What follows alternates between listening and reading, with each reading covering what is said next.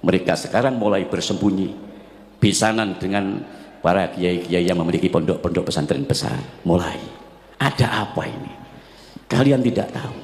Murid-murid saya itu banyak, ribuan bahkan ratusan. Kalau mereka sudah mengikuti plat G ini menjadi tidak mau ngaji, malah gak gelem ngaji. Apa alasannya? Ada yang mereka setelah saya selidiki satu mengaku, bahkan dikatakan kalau salah satu kiai dari Banyuwangi ya, namanya Kiai Agus Toha. Ini sangat luar biasa sahabat. Beliau memaparkan satu rahasia besar dari diskursus nasab ini, di mana Pak Kiai mengklaim banyak murid-muridnya yang ikut pada Haplu grup G itu hari ini mereka lagi tidak mau mengaji. Sebagaimana yang saya cuplikan pada video di awal. Kenapa hal itu terjadi? Ya itu tadi, karena efek daripada doktrin-doktrin itu Pak Kiai. Mereka menganggap bahwa sekalipun tidak mengaji, ya mereka ikut sama suriat Rasulullah Sallallahu Alaihi Wasallam dan ada garansi masuk surga Pak Kiai. Jadi itulah yang membuat para kibing-kibing ini kemudian menjadi akut dan cenderung tidak mau mendengar. Bagaimana ceramah lengkapnya, dan ini disampaikan di depan kader-kader Ansor dan Banser. Melihat Ansor itu adalah sebuah organisasi. Kalau zaman saya masih kecil dulu, ya usia-usia tahun 70-an, 71 itu sudah ada NU menjadi ikut pemilu sebagai partai, dan Ansor itu sebagai underbo daripada NU. Satu-satunya organisasi yang disebut di dalam Al-Quran itu hanya Ansor.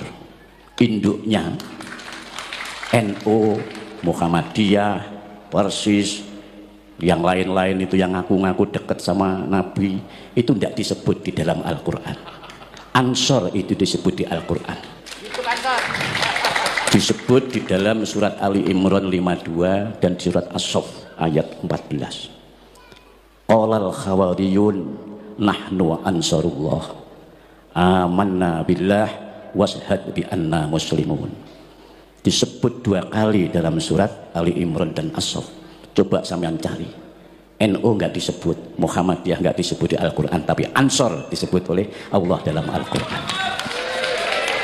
Qala berkata siapa? Al-Khawariyun, pengikut-pengikutnya Nabi Isa mengatakan nahnu ansarullah, nahnu hadapan kami iku ansarullah, penolong daripada agama Allah. Amanna beriman kami Allah kepada Allah, amanna billah beriman kami billahi kepada Allah. Washad penjenengan nakseni Gusti bi anna dengan sesungguhnya kami iku muslimun adalah orang-orang Islam, orang-orang yang patuh, orang-orang yang tunduk kepada Allah Subhanahu wa taala. Itu bukti Ansor ada di dalam Al-Qur'an. Allahumma sholli ala Muhammad. Dulu ya mulai tahun 2000 di Bali itu, kalau mau ada yang namanya Ihtifal Maulid, saya itu sibuk sekali golek-golek dalil sing kena diki Maulid untuk menghadapi kaum Wahabi yang mereka tidak suka dengan Maulid. Rupa-rupanya akhir-akhir mulai sepi, mereka tidak mengolok-olok mau Maulid.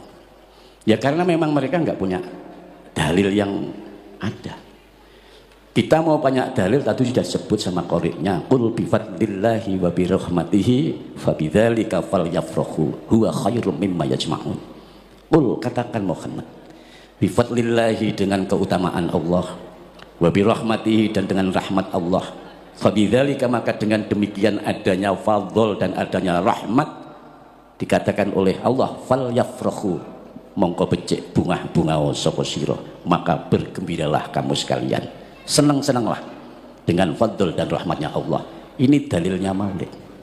Dalil Maulid, huwa khairum mimma yasma'un, itu semua lebih baik dibanding daripada apa-apa yang kalian kumpulkan. Sehingga supaya kita tahu dalil sokeh Maulid itu yang mana. Nabi katanya tidak pernah, Nabi pernah.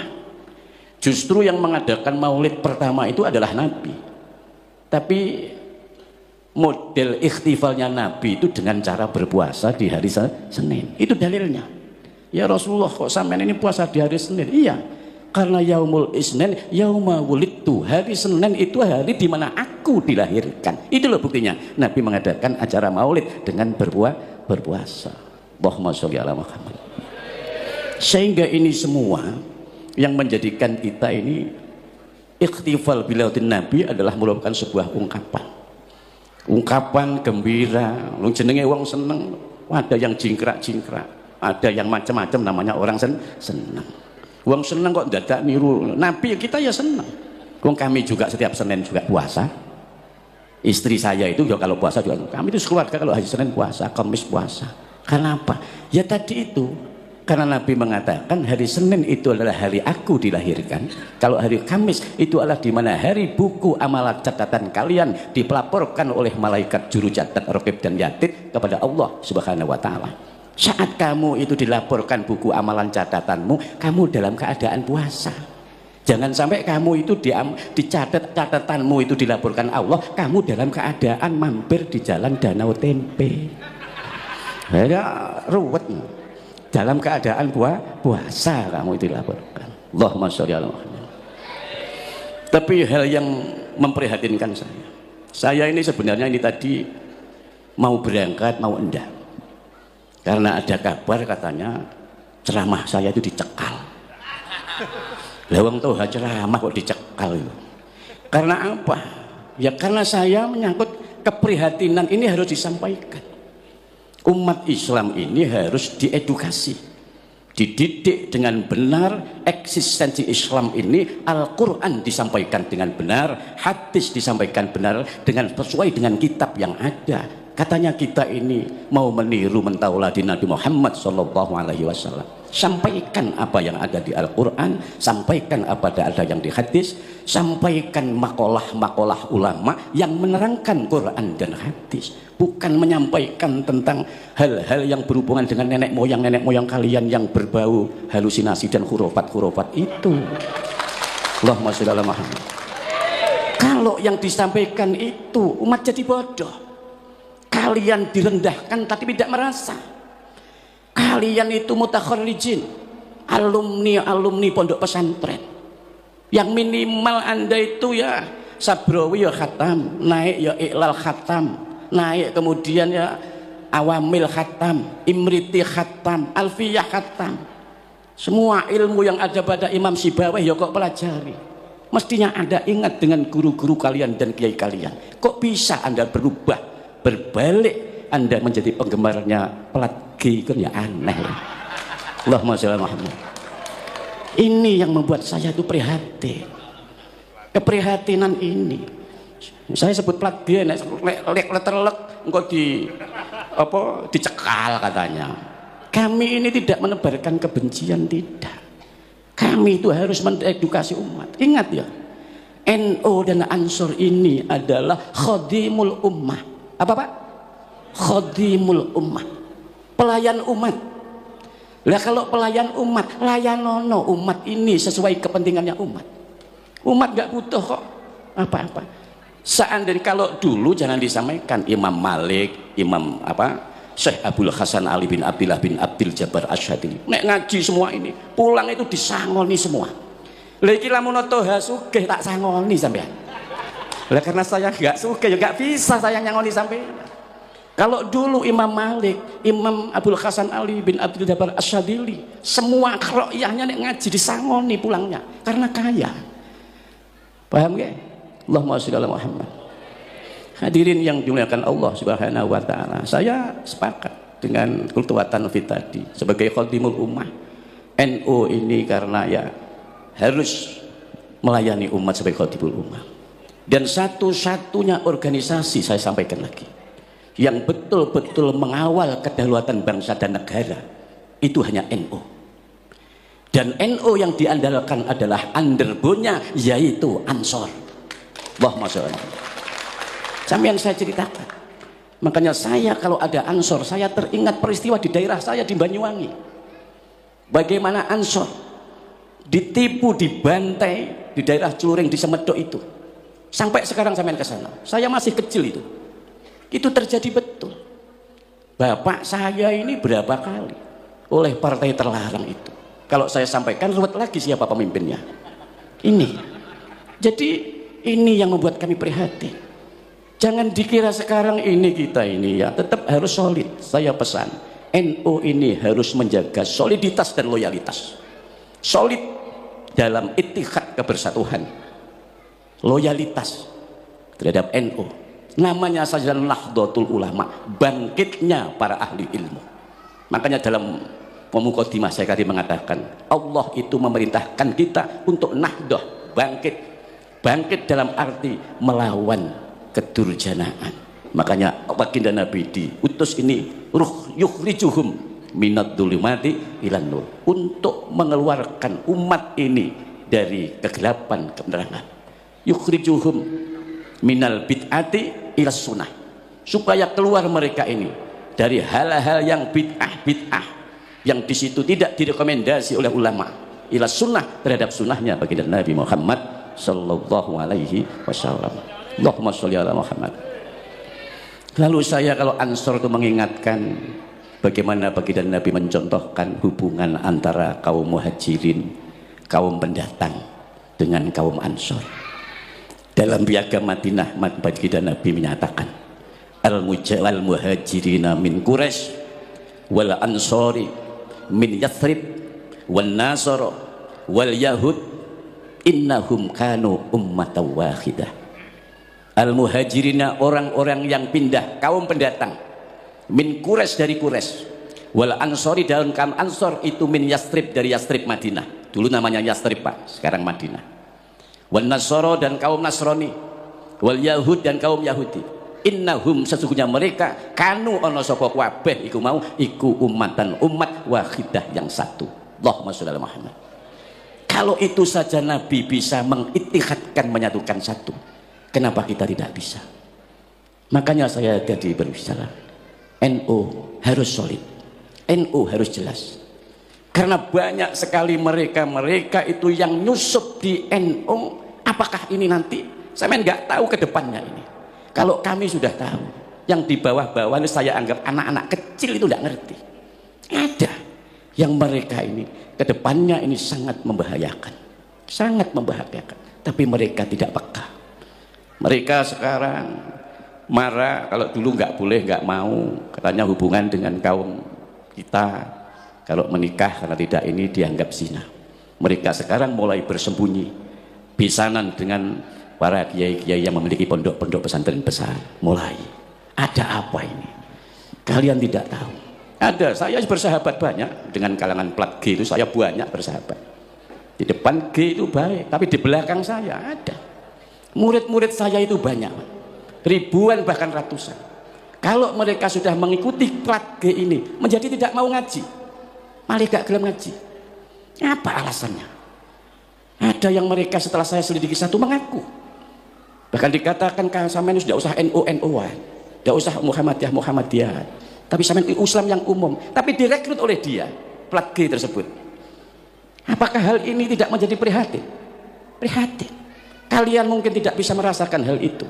Kami yang menjaga bagaimana kelangsungan Islam ahlu sunnah wal jamaah dia ke depan, ini sangat mudah. Karena bagaimanapun juga yang nanti pada akhirnya yang akan menderita adalah orang-orang Islam. Negara ini yang menjadi target. Allahumma sholli ala Muhammad. Kenapa saya sekarang akhir-akhir ini sibuk? Bukan karena mengajarkan kebencian, tapi kami bermaksud mengedukasi supaya mereka tahu, mereka waspada. Dan terutama ya ada pengurus-pengurus NU yang menjadi penggemar mereka itu ada. Pengurus Ansor yang menjadi penggemar ya ada. Ada. Kalau tak sebut namanya malah kisinan kok. Engkau malah mencekal mana. Saya tahu, mungkin kalian tidak sama. Jelek-jelek ini saya sudah umur saya sudah 60 tahun. Saya jauh lebih pengalaman kalau dibanding kalian yang baru umur berapa tahun? Baru umur 40. Kamu 40 baru merasakan gini berapa kali? Saya dari 60 tahun ya. Jadi saya tahu betul bagaimana ini dan bagaimana dulu keberadaan ini. Saya tadi katakan Ansor itu adalah andalan punya NU. Kita tahu. Saya kalau ingat Ansor, saya ingat peristiwa Surabaya 10 November. Karena latihannya Ansor untuk mengusir penjajah Belanda mau kembali lagi ke Surabaya dengan tewasnya Malabi. Itu kumpulnya di pondok kami, di pondok pesantren Al Ihsan Jambes Kediri. Syekh Ihsan yang mana? Lalu berkumpul di Jombang lalu ke sana. Itu Ansor. Makanya yang paling benar samenku nyanyinya Surabaya. Surabaya, Surabaya, Surabaya itu bukan Yatarim. Aneh kan kalian itu. Lagu yang benar Surabaya. Surabaya, kota kenangan di tahun 45. Ada apa? Itu ada perjuangannya Ansor melawan penjajah Belanda. Bukan Tarim. Paham gak? Allahumma sholli ala Muhammad. Ini pidato iki anggitmu yang dicoro akibatnya wis ditanggung, nggak masalah. Saya sudah sampai orang-orang sudah tak kandenta ini. Pokoknya siapai itu aja. Gitu. Allahumma sholli ala Muhammad. Saya hanya ini mengedukasi, sadarlah kalian betapa sakitnya. Sudah kalian lihat selama ini itu kita hanya dijadikan bemper, dibodohi. Jangan sampai kita dibodohi. Jangan sampai kita dibodohi. Kita bermaulid ini kan berharap apa? Berharap syafaatnya baginda Nabi Muhammad Sallallahu Alaihi Wasallam. Maka ada hadis sahih ya. Karena kalau nggak sahih nggak boleh. Kemarin saya membaca, jangan mengucapkan hadis yang tidak sahih, man adoma maulidin Nabi karena syafi'an lahu yaumal qiyamah, tidak boleh. Padahal hadis itu bukan maudhu. Hadis itu hanya sanadnya saja yang lemah. Tapi ya kalau hadis itu sanadnya lemah, untuk fadhailul amal boleh diamalkan. Hadis yang lemah, yang sanadnya dhaif, itu kalau perkara-perkara syariat itu tidak boleh diamalkan. Kalau mau yang sahih mengenai syafaat, oke, tak berikan. Abu Hurairah radhiyallahu anhu berkata kepada Rasulullah, "Qultu ya Rasulullah, qultu matur ingsun ya Rasulullah, duh Gusti Rasulullah. Ya Rasulullah, ayu utawi pundi iku as'adun nas bi syafaatika yaumal qiyamah." Ya Rasulullah, mana, siapa orang yang as'adun nas, yang lebih bejo-bejone manungsa, lebih beruntung-untungnya manusia, bi syafaatika, dengan syafaatmu ya Rasulullah yaumal qiyamah, di hari kiamat. Faqala Rasulullah sallallahu alaihi wasallam, kemudian Rasulullah menjawab, as'adun nas, beruntung-untungnya manusia, bisyafaati, dengan syafaatku yaumal qiyamati, di hari kiamat besok, iku adalah man, orang Allah yang mengucapkan la ilaha illallah, mengucap la ilaha illallah mukhlisan min qalbihi, ikhlas dari hatinya. Allahumma sholli ala Muhammad. Itu syafaat, dijamin oleh syafaat Nabi. Karena yang berhak mendapatkan syafaat, satu-satunya makhluk yang ditemplei wewenang syafaat itu hanya Kanjeng Nabi Muhammad SAW. Lainnya Kanjeng Nabi itu tidak. Yang kedua itu adalah Al-Quran. Al-Quran itu akan mensyafaati sampeyan pembacanya. Dalam hadis sahih Imam Muslim, Nabi mengatakan, iqra'u maca sira, hendaklah kamu membaca Al-Quran, Al-Quran. Fa innahu, maka sesungguhnya bacaan Al-Quranmu besok yakti, akan datang yaumal qiyamah, di hari kiamat, syafi'an, khali, yang memberikan pertolongan syafaat li ashabihi, terhadap orang yang memiliki bacaan Al-Quran. Allahumma sholli ala Muhammad. Rawahu Muslim. Itu rawahu Muslim. Dua hadis yang saya bawakan itu adalah semua adalah rawinya Imam Muslim. Itu. Yang kedua anak. 3 anak itu juga penting. Anak itu akan bisa memberikan syafaat kepada kedua orang tuanya. Kalau orang tua tadi itu disyaratkan, ya sebenarnya nggak disyaratkan, anak-anak yang bisa memberikan pertolongan syafaat kepada orang tua jika anak tersebut sudah tertebus bebas dari ketergadiannya. Karena al-ghulamu murtahinun, anak itu tergade dengan akikahnya. Tutbahu anhu, disembelihkan anhu dari akikahnya anak. Kapan itu? Yaumus syabi', hari yang ke-7 dari dilahirkan. Wa yukhlaqu ra'sahu, kemudian dicukur rambutnya. Wa yusamma, dan diberikan nama. Kalau sudah itu dilaksanakan, maka bebas anak tersebut. Kalau anak itu bebas, maka anak itu akan bisa memberikan syafaat kepada kedua orang tuanya. Kalau enggak, dalam kitab Al-Iqna. Yang aja ada hanya NU, karena kalau di luar NU nggak gelem maca kitab iku. Karena di dalam itu ada dawuh idza lam yu'aqqa anhu lam yusyaffa li walidayhi yaumal qiyamah. Idza lam yu'aqqa, ketika anak itu belum diakikoi, belum ditebus, maka anak tersebut lam yusyaffa, tidak akan bisa memberikan pertolongan, tidak akan bisa memberikan syafaat li walidayhi, kepada kedua orang tuanya yaumal qiyamah, di hari kiamat. Allahumma sholli ala Muhammad. Itu artinya seperti ini. 3 syafaat itu yang penting. Hadirin yang dimuliakan Allah Subhanahu wa taala.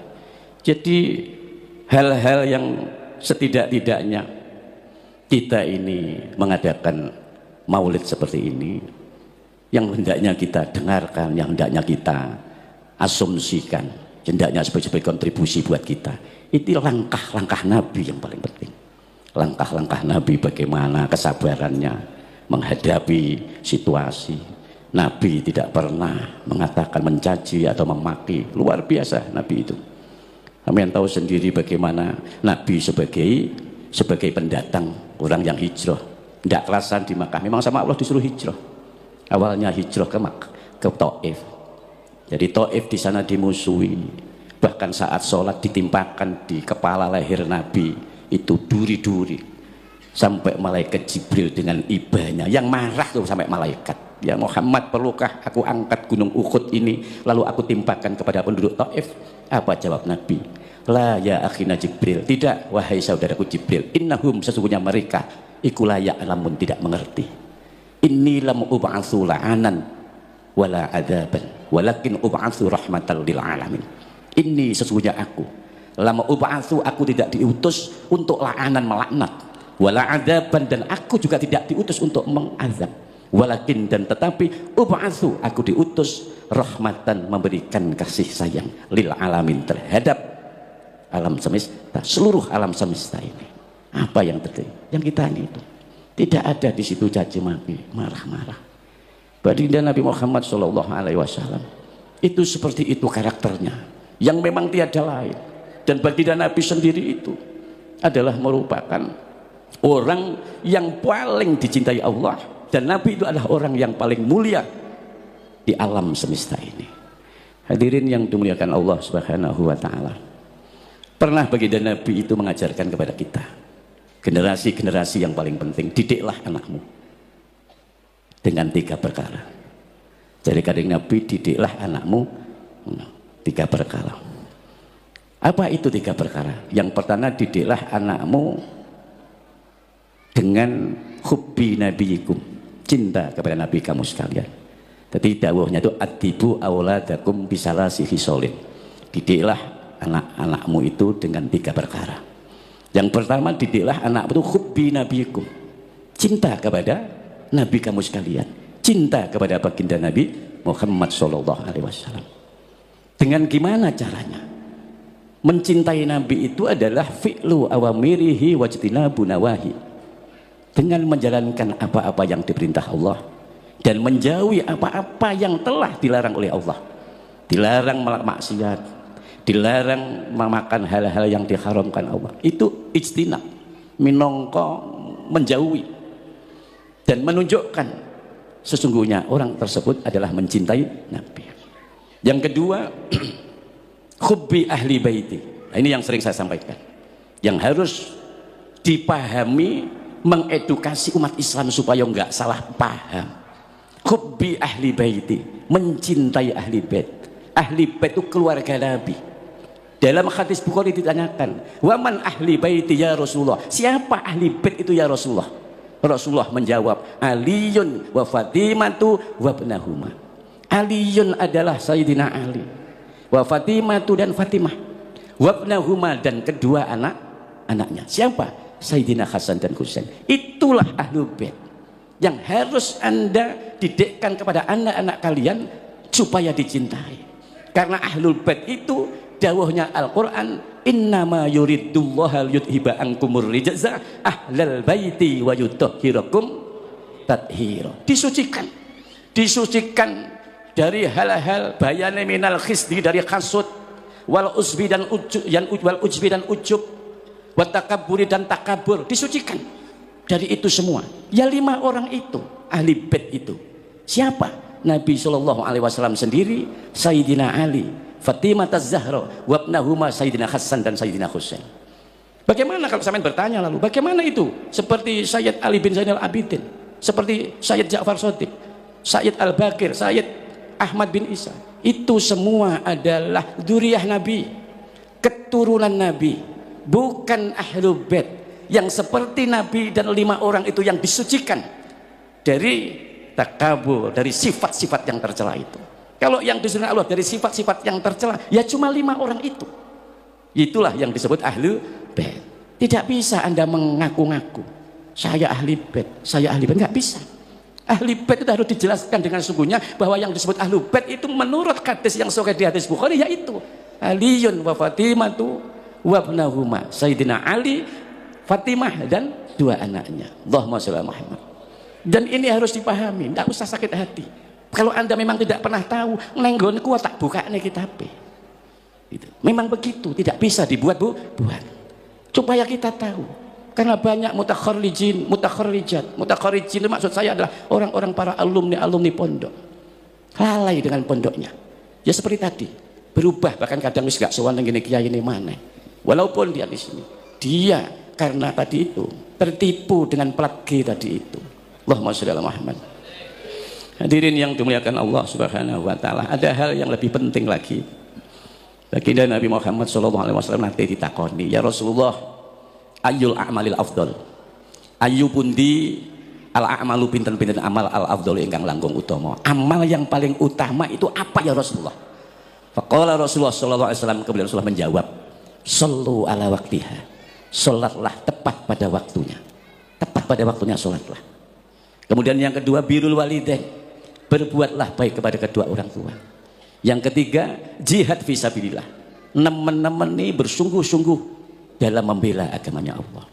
Kenapa Nabi kok mengatakan yang paling utama sholat tepat pada waktu? Keranten sholat itu penting. Yang membuat Anda bisa berhubungan langsung dengan Allah itu ya sholat.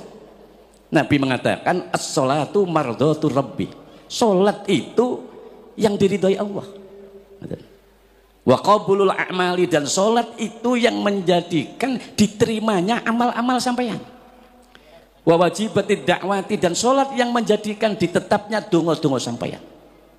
Dan yang penting lagi, as-sholatu barokatun fil mali wal kasbi, sholat itu yang bisa menjadikan barokahnya amal, harta, dan hasil usaha, hasil kerja. Ini yang mau saya jelaskan. Banyak orang-orang mengalami kesulitan ekonomi. Banyak orang-orang mengalami kebangkrutan. Banyak orang mengalami kekurangan dalam hidupnya. Tapi tidak tahu konsep dan rahasianya. Pertanyaannya, bagaimana sholatmu? Karena orang itu kalau tahawun itu ngendeng nih karena sholatnya, maka akan berdampak yadurru, akan membawa kemelaratan ilaihi, kepada orang tersebut. Apanya yang melarat? Fi malihi, dalam hal hartanya. Tapi kalau kepengen ekonomi yang membaik, prihatin, masa tuh wong NU itu merantau di Bali mulai dari tahun 80 sampai sekarang kok tetap hidup di kos-kosan saja. Loh, iku mbok ya muhasabah. Muhasabah. Seperti tadi itu, sholatmu piye? Kaifa sholatukum? Bagaimana itu sholatmu? Lu kadang sholat, kadang orang, kadang sholat, kadang orang, kadang malah belas. Seolah-olah begitu. Padahal rahasianya, kalau pengen ekonomi lancar, sholat toh. Dan sholatnya jangan sendiri, bil jamaati, dengan jamaah. Kalau nggak bisa sholat di al-ihsan, nggak bisa sholat di musola, mau sholat dekat sampean, walaupun di rumah, jangan sholat sendiri, tapi jadikanlah istrimu sebagai makmum, anakmu sebagai makmum, Anda sendiri sebagai imamnya. Kalau itu yang Anda lakukan, tak jamin Anda tidak akan dikejar kepikiran, kemelaratan, dan kebangkrutan. Tidak akan. Karena orang itu kalau sholatnya sudah sip, sholat itu sudah jelas, tanha anil fahsya wal munkar. Nggih.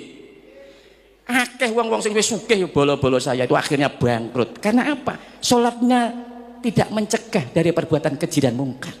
Sehingga oleh Allah dibalik menjadi kebangkrutan. Banyak sekali. Sampai tak dudui jenenge malah roh kok. Allahumma sholli ala Muhammad. Makanya yang paling penting sholat.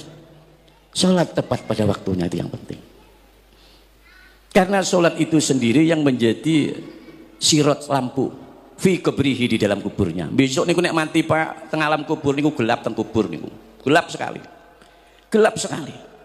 Tapi sholatmu itu yang akan menjadikan terang di kubur. Kemudian sholat itu juga yang akan bisa membuat timbangan sampeyan di besok ditimbang itu jadi pemberat. Itu sholat. Walau hadirin yang dimuliakan Allah, janganlah meremehkan sholat. Karena waman lam yukhaffit alaiha, barang siapa orang yang tidak menjaga sholatnya, kata Nabi, lam takun lahu, tidak ada baginya napa nuron, cahaya, wa burhanan, dan juga tidak akan mendapatkan petunjuk, wa najatan, dan tidak akan selamat yaumal kiamat, di hari kiamat. Tapi kalau orang selalu menjaga sholatnya, maka orang tersebut akan mendapatkan nur, cahaya, wa burhanan, dan akan mendapatkan petunjuk, wa najatan, dan akan selamat yaumal kiamat, di hari kiamat. Allahumma sholli ala Muhammad. Bisa dilanjut? Sebentar ya. Kemudian yang kedua, birrul walidain, berbuat baik kepada kedua orang tua. Tentu yang sepuh itu penting, Pak. Yang sepuh, walaupun orang tua kita sudah meninggal dunia, tetaplah Anda ini minimal mendoakan. Dengan doa apa? Ya Rabbil khamhuma kama rabbayani shaghira. Kalau paling sing diharap-harap teko anak niku. Sampeyan telingali toh. Idza matabnu adam in qata'a amaluhu. Nek anak Adam niku meninggal, putus amalnya illa min salasin, kecuali 3 perkara. Sedaqatin jariyatin, sedekah jariyah. 1 meter keramik kok sedekah nih akan jalan sampai kiamat, aliran pahalanya. Kemudian au ilmin yuntafa'u bih, ilmu yang bermanfaat, terutama ilmu ngaji. Kemudian yang ketiga itu adalah waladin sholihin yada'ulah, anak yang soleh yang mau mendoakan kedua orang tuanya. Itu sing dintenteni. Allahumma sholli ala Muhammad. Hadirin yang dimuliakan Allah Subhanahu wa taala, tadi itu zikirnya dengan bismillahirrahmanirrahim. Sampeyan harus tahu juga. Sampeyan kalau kepengen tahu itu sing paling dekat itu kitabnya itu Tanqihul Qaul. Sing fasalnya berkaitan dengan bismillah. Ayo sampeyan kula ceritakan. Allah itu menurunkan kitab dan suhufnya itu beratus-ratus sampai 114, ada yang mengatakan 141. Kemudian Allah ringkas 140 menjadi 4 kitab, yaitu Taurat, Zabur, Injil, dan Al-Quran. Dari 4 kitab itu Allah ringkas menjadi 1 Al-Quran. Dari Al-Quran itu Allah ringkas menjadi 1, yaitu suratul Fatihah. Surat Fatihah teringkas semuanya ini di dalam kalimah Bismillahirrahmanirrahim.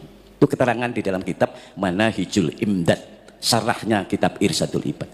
Bismillahirrahmanirrahim, pusatnya adalah di titiknya huruf ba. Disitulah pusatnya kita semua dari Allah dan akan kembali kepada Allah Subhanahu wa taala. Mudah-mudahan apa yang saya sampaikan ini bermanfaat. Saya tetap berharap Ansor ini supaya solid, supaya loyalitasnya tinggi, terutama kepada NU. NU ini harus dijaga, layanilah umat. Caranya gimana? Saya tadi pesan ke Mas ini, terakhir ya Mas. Mas, Ansor ini kalau kepingin sering-sering gaya kegiatan, minimal 3 bulan sekali ngaji kayak gini ini. Ngaji kayak gini ini. Ngaji apalah judulnya, gaya-gaya enak, gaya rejan-rejan loh bahasanya wong Jawa, sering-sering anaknya rejan-rejan. Rejan-rejan itu rame-rame ya, ikhtifal ini. Ikhtifal itu kan rejan.